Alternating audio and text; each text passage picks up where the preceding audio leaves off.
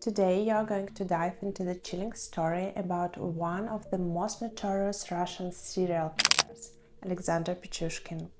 Mostly known as the Chessboard Killer or the Bitsa Maniac, he claimed lives of 49 people.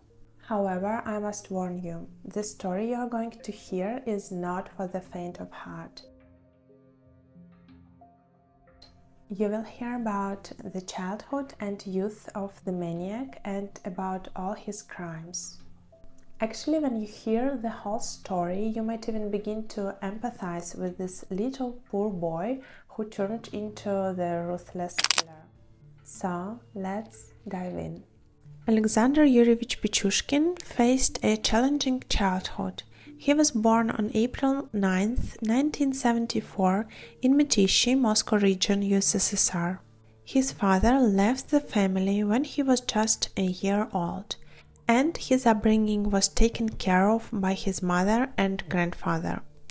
The family moved in Moscow in 1976 when Alexander was just 2 years old, and settled in the southwest part of the city in the Zuzino district. However, soon after, the mother abandoned her son to the care of his grandfather, seeking to start a new life.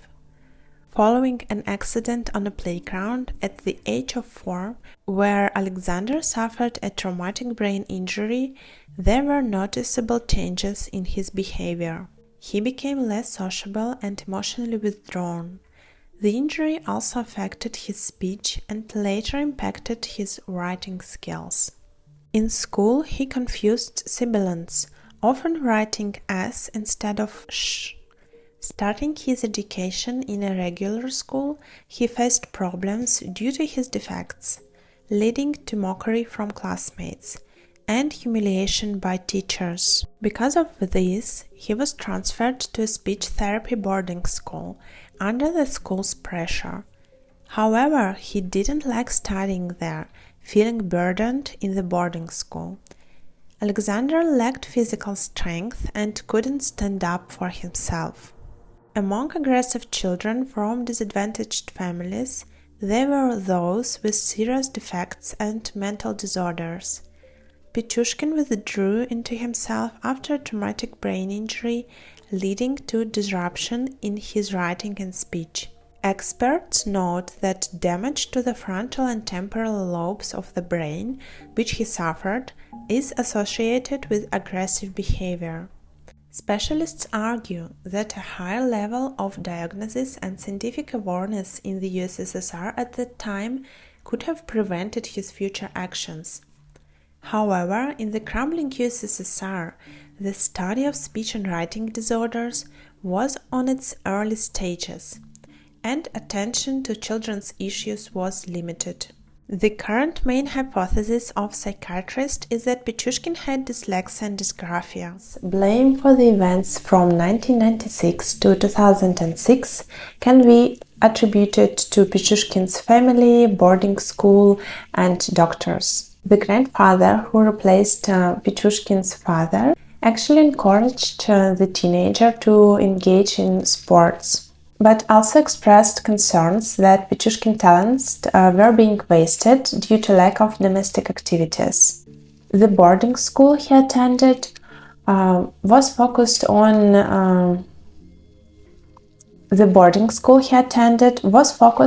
overcoming disabilities rather than fostering achievements. The grandfather became not only the mentor but a friend, involving him in chess, tennis, and drawing. Chess became Pichushkin's primary interest, where he proved himself as an outstanding player.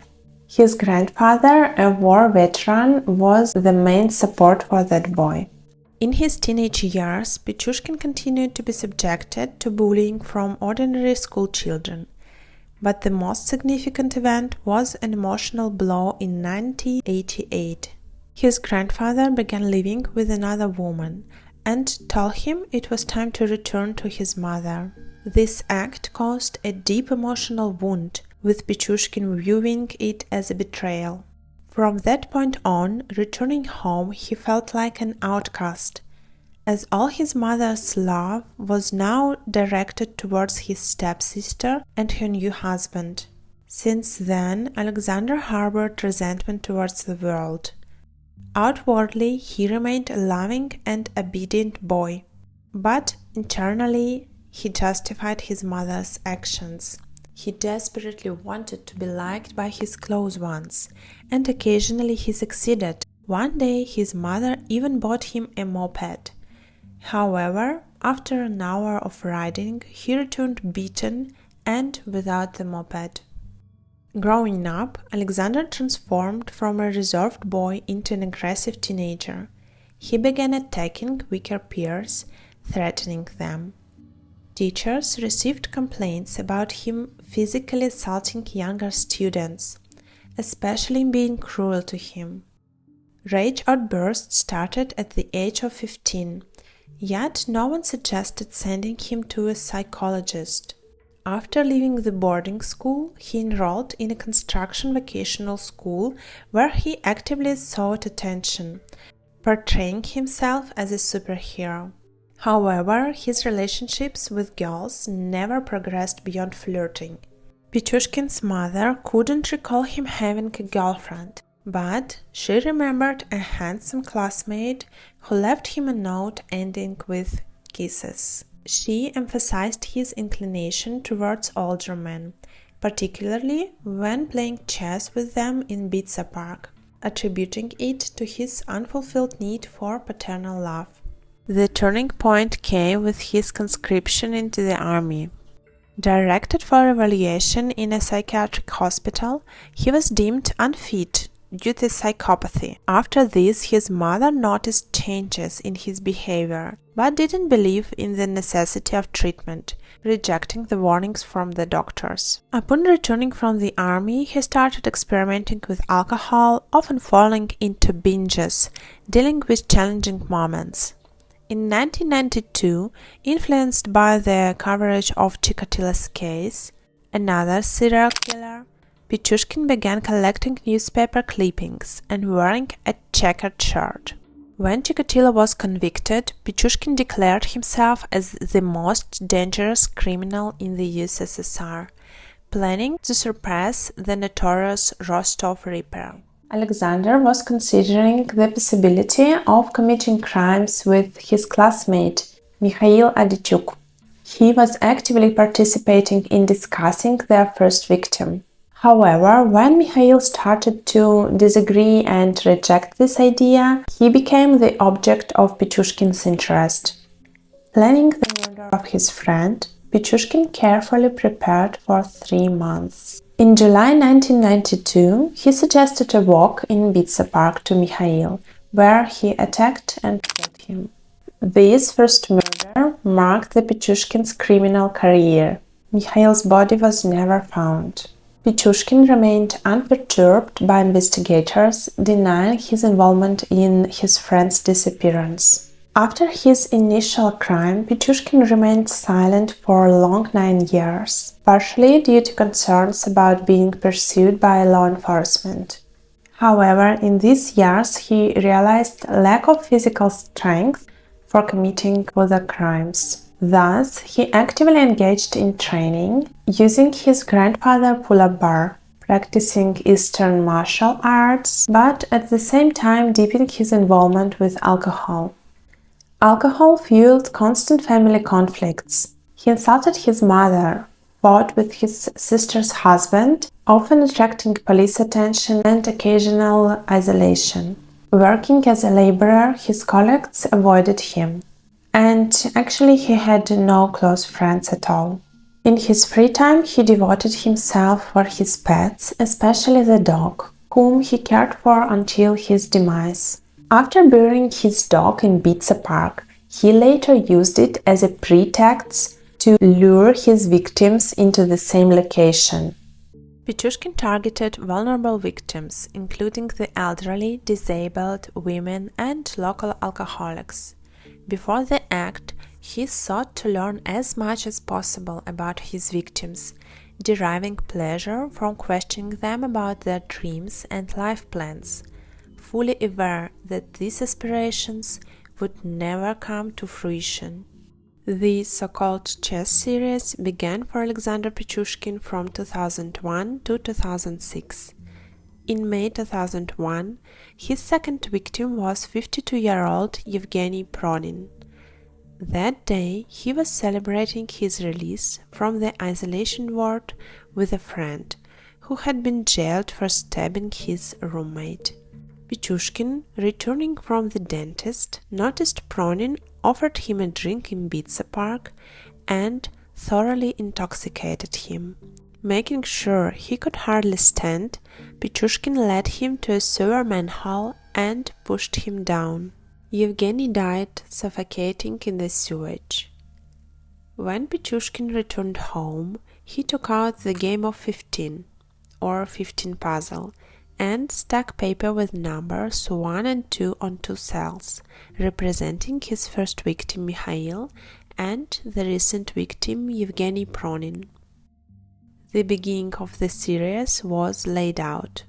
Soon, when all 15 cells on the game were filled, Pichushkin switched to a calendar, and then to a chessboard. Initially, he also stuck numbers on them, and later covered the cells with checkers. However, during one of the interrogations, he stated that after filling all 64 cells, he would buy an international checkers board with 100 cells. In the summer of 2001, Pichushkin repeated the scenario of Pronin's death 10 more times, selecting victims among those who agreed to drink with him. In July 2001, the situation spiraled out of control when one victim screamed for help and the police put the park under surveillance. He went into hiding but resumed his hunting in January 2002, changing tactics. The first victim was a girl thrown from the 16th floor, but Pichushkin didn't derive satisfaction, as she suffered after the fall, and he didn't like that. Returning to Bitsa Park on the 23rd of February 2002, he lured pregnant Maria Velichina and threw her into the well. She survived, clinging to a hook.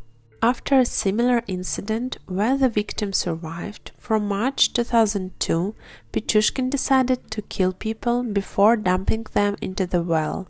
Initially using a crossbow, he abandoned the idea when he almost accidentally shot himself. It was then that he decided to use only a hammer, which he carefully selected in the store. Always wearing construction gloves, he would then thoroughly wash the hammer in the nearest river and launder the blood-stained clothes at home. His mother mentioned that he could spend up to 3 hours washing his hands. During 2002, he committed 14 crimes.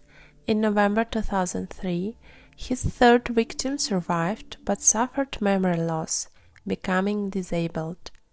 Living in the same building, Pichushkin was unaware of his failed attempt until he encountered the man sitting in the park. The victim couldn't remember him due to amnesia.